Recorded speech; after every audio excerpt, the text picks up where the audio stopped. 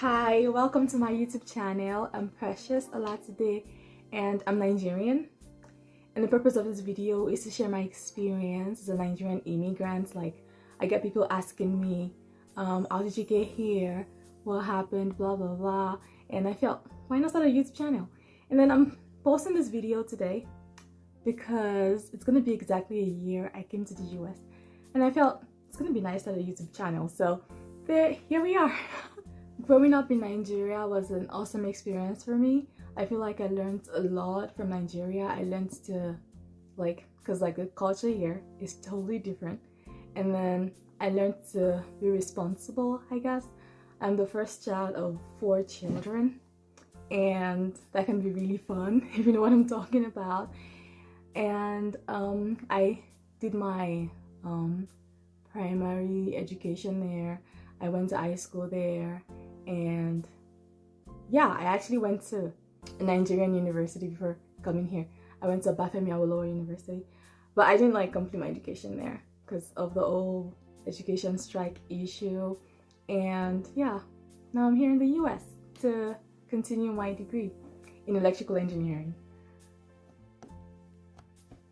Growing up, I've always wanted to come to the US, and my dad was like, yeah, I'll make you go after your first degree, blah blah blah.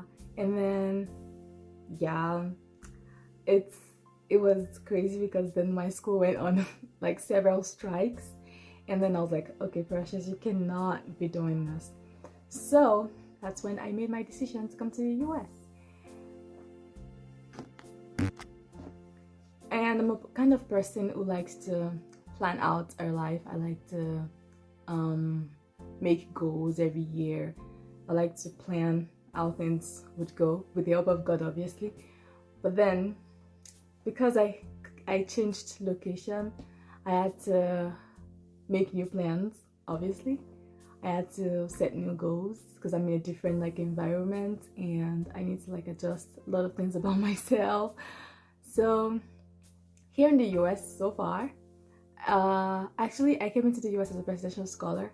So, which means I'm fully funded, which is really good because I don't have to stress my dad about financial issues. That aside,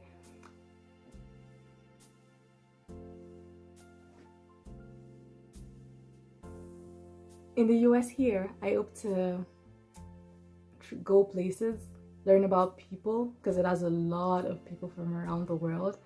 I'd love to explore different cultures and traditions. I'd love to get the highest distinction I can get in my degree, and I would probably pursue a master's here because I feel like I might have a better chance at getting another scholarship. But yeah, that's the plan for now. Coming to the US was a little bit hard because I had to leave my family because I'm the only one in the state where I'm at right now. So I had to leave my family. I had to leave my friends. It was really sad. I remember crying the night before I traveled because I was like, oh my gosh, I'm not gonna be seeing those people. I'm gonna be on my own, blah blah blah. And I'm a family person. I love to go home once in a while. Not once in a while. I love to go home a lot, especially when I was in my Nigerian school. But then the thought of I would not be able to do that because my family's miles and miles away from me was scary. But yeah, I had to move on. There was a lot of paperwork. I had to file for my, because at that point my passport had expired since I didn't use it. And then I had to apply for another Nigerian passport, which was a lot of stress, I'd say. And then applying for a visa, finding a visa embassy date, it was a lot of stress. But it was a lot of challenges, but I got through it, and I'm glad I did. It was a lot of paperwork, but it was good. I remember when I told my dad, because actually I took a decision myself to come to the US after I was in my Nigerian school, because my dad actually felt, oh, she's in the school already, maybe she doesn't want to go anymore to the US. I mean, he definitely said I was going to go for my master's degree, but then all of a sudden, I was my 3rd year in my Nigerian school, and then I went home and I was like, Daddy, I want to go to the US. And it was like, you want to go to the US? I'm like, yes. Then it's like, okay, so how far have you gone? And at that point, actually, I had like applied to schools. I had friends helping me out, by the way. But I had applied to schools, and then I had applied to Montana State University, and I got my admission. So I was like, actually, I applied to schools. And then it was surprised. I was like, wait, what? And I was like, yeah, I'm serious about it. So I applied to schools, and then from that point, it helped me with like the processing and all. And then I remember when I had to take my interviews for my residential scholarship, my dad would be like, it would like wake me and be like, so Precious, these are the questions they might ask you. How do you think you would react? How do you think you would answer these questions? And I was like, Daddy, please, I'm the one taking the interview, not you. Don't stress me out. But yeah, he's a really awesome person, and I'm glad he helped me get through that. And my siblings, I told them, and they were like, wait, are you kidding us right now? I'm like, I wish I was. I'm not. But yeah, they were excited. But then I feel like, yeah, they were probably sad about it because they probably thought they weren't going to see me for a long time. But they were more excited that I was traveling out of the country more than they were sad about it. And then when it was like the week before I left, then they were all like sad and moody and stuff like that. It was sad. But yeah, we were excited. I was excited. Everyone was excited for me, and I'm glad everyone like accepted my decision to move and to like move on with my life somewhere else alone. And they trusted me with that responsibility. They trusted me to take care of myself. And I'm glad they actually supported me. So when I got to the US after like 22 hours of flight journey, I got to the US.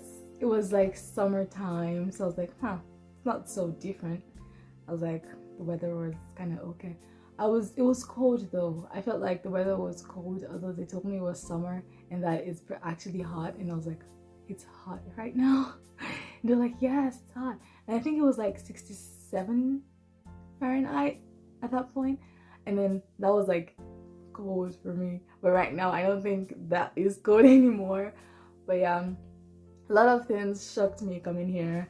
Like, for example, I started working, and then I had to call my boss by her name, and I was like, oh my gosh, there's no way I'm gonna do this.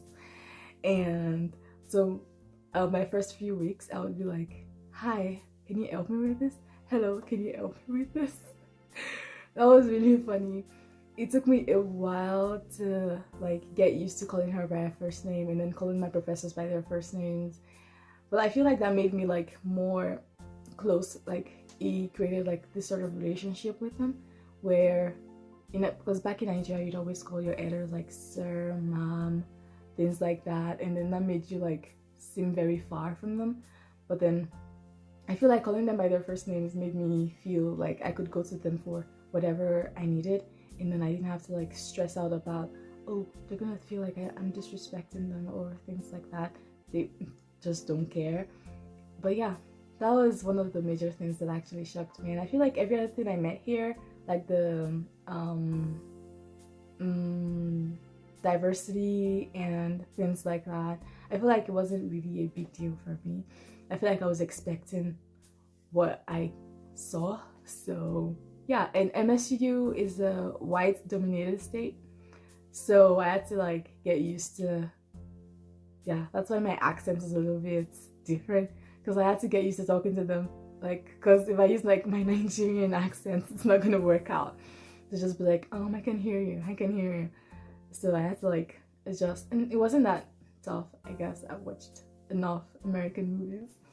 Some other things that made my transition here, like coming to like getting to the US, very nice was that I met my first 4 friends: Megan, Elena, Alex. Oh, first 3 friends.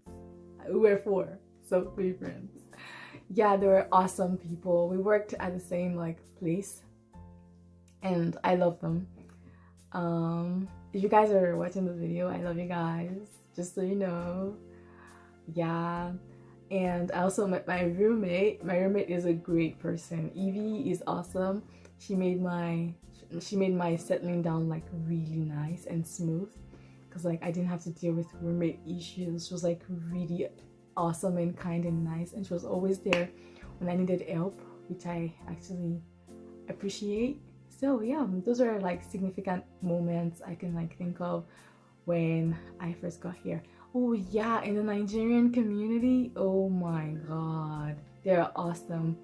Like, cause actually when I got here, they were the ones who picked me up from the airport.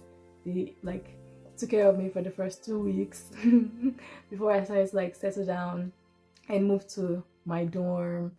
They were there the whole time, feeding me, clothing me. I didn't have to. For my first month in the US, I didn't have to buy anything because they were like there. They got me lots of stuff. So yeah, those are the like moments that made my my settling down in the US very nice, and those were like significant moments. And I appreciate all of those people. If you guys are watching, I love you guys. Also, I'm a Christian, so finding a church could be a little bit hard because I was so used to my home church. I always say like till now that I miss my home church. But yeah, there's nothing I can do about it.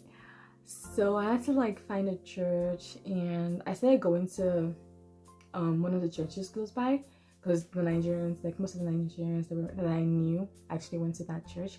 And it was really nice. I loved the presence. I remember calling my dad and telling my dad it felt like an song concert. Because in Nigeria we're used to like jumping and shouting in church and like hyping each other up. But here it's like a worship concert the whole time. So it was yeah, different. So I was like, that it felt like an song concert. Because they'll like sing a whole song completely and then go into the next, and I wasn't used to that, but I loved it because I'm a worship person. I would rather like choose worship over like beat songs. So that was awesome. And after I moved to the dorms, I had to find another church, and then this fellowship contacted me, and then they reached out to me, and then yeah, it's an awesome place. I found a community I could like relate with. I could like love them, and they loved me back. It was a very nice experience, like going to the church, and I still go there. So it's been a nice time so far. And I feel like, yeah, moving to the US, you might like your faith might be tested a little bit, because then like since everything is going your way, you might like deviate a little bit and like stop praying and believing God for stuff, because you feel like I could get everything that I needed. But then I had to be conscious of that. Although I have my mentor, and then he's always there for me. It would always reach out to me and be like, Precious, have you prayed today? Precious, have you studied your Bible? So that kept me on my toes, and I really appreciate. That's why you need people in your life, you know. So that really kept me on my toes, and I'm really grateful for those people, because they helped me stay with my faith and like not deviate from it. And because there are not a lot of Christians. I mean, there are, but like not everyone believes in what you believe in. So I'm glad I had people around who understood where I was coming from and could relate with it and could like help me and guide me through the journey. And I'm excited, I'm glad, and I'm happy so far. And yeah, my Christian life has been great.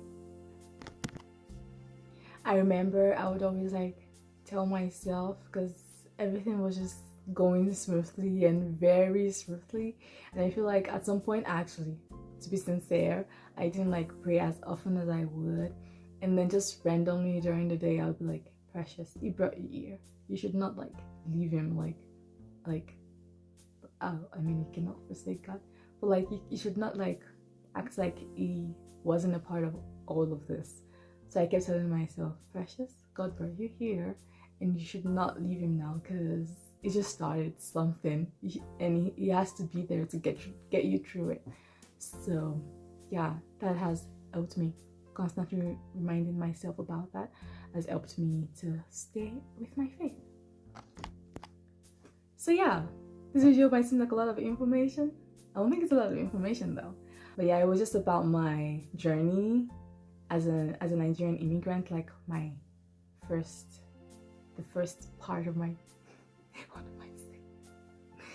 So all I'm saying is this video is about my journey as a Nigerian immigrant, about like moving to the US and my first few steps when I got here and things like that, and how I was able to scale through and yeah, settle down.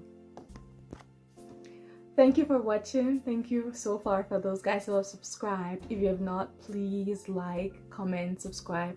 I want to hear comments from like other immigrants, like people who like moved from different countries, and then how it has been, because I feel like a lot of people need to, because of a lot of people who are like planning to move from somewhere else down to the US, and I feel like it's gonna be a great help if we could like share our experiences, and so they know what to expect and how to prepare for things that we have gone through. So just like helping people. So you could share your experience in the comment section. I'd appreciate.